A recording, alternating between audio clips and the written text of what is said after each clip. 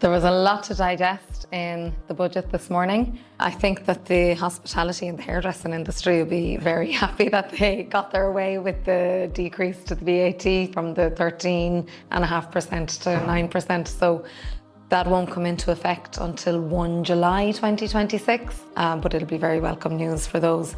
I do think that there was some hope that maybe there might be some more targeted grants for small to medium enterprises that we didn't see, but hopefully the VAT credit and maybe the keeping of the VAT reduction for the energy bills as well will help the SMEs then in that regard.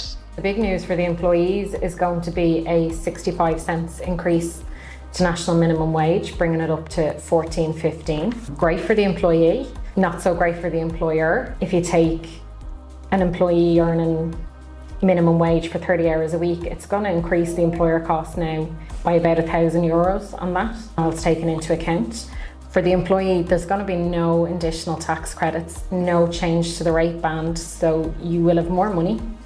You are going to pay a little bit more PAYE. There is an increase in rate too for the USC bands, so there'll be a small saving there, keeping anyone who's on national minimum wage, I suppose, out of the third band, which is good. A couple of things that are being extended are the SARP, which is the Special Assignee Relief Programme. Doesn't affect very many employers or employees, but it is being extended for another 5 years. And then the BIK, at the moment, there is a reduction on the original market value of a car. That's going to be extended, but phased out from 27 to 29.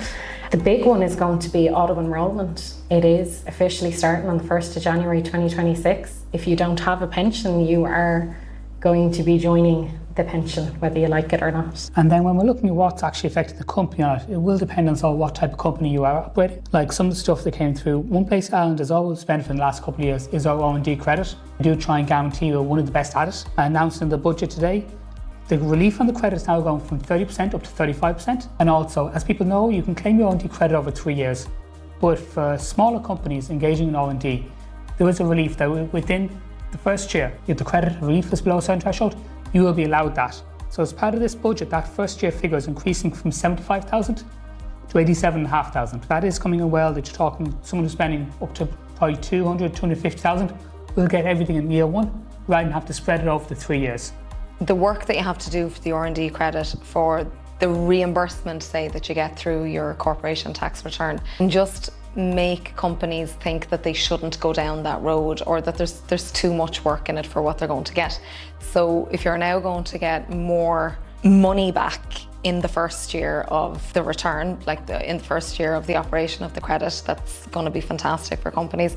From a cash flow perspective, that'll alleviate a lot of the pressures that they kind of come across or when they're trying to apply the R&D credit. Obviously, the increase to the percentage of the relief as well is very, very welcome. So we'll just have to wait to see what happens with the changes to the definitions for outsourcing and qualifying expenditure. We should see those in the next couple of weeks, so I wouldn't imagine that that'll be any longer than the beginning of the new year for that. So in terms of the entrepreneur relief, there's a lifetime limit currently of €1 million on gains to which the entrepreneur relief can be applied. So basically what the entrepreneur relief does is reduces the capital gains tax rate payable on your gains from 33% to 10%. So with the threshold of €1 million at the moment, you're basically bringing your capital gains tax payable on €1 million of a gain from 330,000 down to 100,000. So today's announcement, where the threshold would increase to 1.5 million, has the potential to give a tax saving, I suppose, to entrepreneurs of 115,000 if the conditions of the relief were met on further disposals. Where we find this might be most beneficial is in situations where you might have somebody who has utilised all of their retirement relief on disposals to third parties. So that limit for most people, if they haven't yet attained the age of 70, is 750,000. Normally, where the conditions of one relief are met, the conditions of the other relief might be met also. And if you're utilising your retirement relief, you have the potential to also erode your entrepreneur relief. So if you make a disposal for your 750,000 sales proceeds for retirement relief and relieve your gain in full, you then only have €250,000 on which entrepreneur relief can be applied at a later date if the conditions of the two reliefs are met. So now with the increase of the threshold to 1.5 million, you could have an entrepreneur or somebody selling qualifying assets or qualifying shares where they might have utilised a bulk of their relief previously. Sometimes people don't even know that they've used both retirement relief and entrepreneur relief. They don't realise that the sale has eroded both thresholds. So particularly in those sort of circumstances, being able to tell people that there's an additional bit of relief available to them, it's very welcome news indeed. In last year's budget, the participation exemption came in, which allowed us to receive dividends from subsidiary companies not based in Ireland and not have to pay tax on these, similar to the process in Ireland at the moment.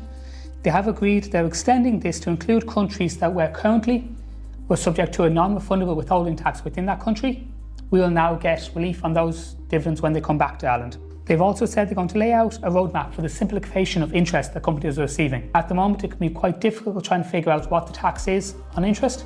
Is it coming from an EU country, a DTA country, another country? So hopefully, similar to the participation exemption for dividends, this will make it a lot easier for companies to fully understand that interest is coming in and how it's being taxed in the Irish system. For those who have had enough and they're looking to actually sell up, they're also looking at giving us a phased rollout of the EVAT programme, which means going forward, all your invoices will be in real time uploaded to a revenue system to ensure VAT compliance along this, rather than simply paper invoice being handed out and everyone have to calculate the VAT at the end of the periods. One thing that's always talked about as well is the taxation on funds. And there's been a lot of talk about this, that it has been 41% up to now. They're looking at reducing this to 38% as the first change in bringing the funds in line with the rest of the capital gains that both individuals and companies do suffer. For those companies that are trying to be green, in the last couple of years, you've had an accelerated capital allowances on green equipment where you got your 100% relief in the first year. This is being extended to 2030. Originally was meant to run out at the end of this year. And for those companies who are working both Ireland and abroad, and have employees who are going abroad on short secondments, the foreign earnings deduction has been extended by 5 years and the relief is now increasing up to €50,000. So looking at that all together, they are looking at trying to simplify what we're happening in tax while also putting more money into the company's pockets, which will help with the increased minimum wage and admin that's been discussed on the employee side. What they've tried to do in past years, it's always been a bit like the Late Late Show. There's one for everyone in the audience. I think what they've tried to do this year is focus it more. So not everyone's going to benefit from this budget on an individual stage, but they're trying as a whole to do what they can to grow the economy the best. For your SME employer, yes, you've got an increase to national minimum wage. Yes, you've got auto-enrolment coming at you, but they're also keeping the VAT rate at 9% on electricity charges. Not going to save you anything, but it's not going to increase. So there is other measures there to support the SME sector. And it is always important to remind people, there was recently an increase to the PRSI. That's there as a social fund.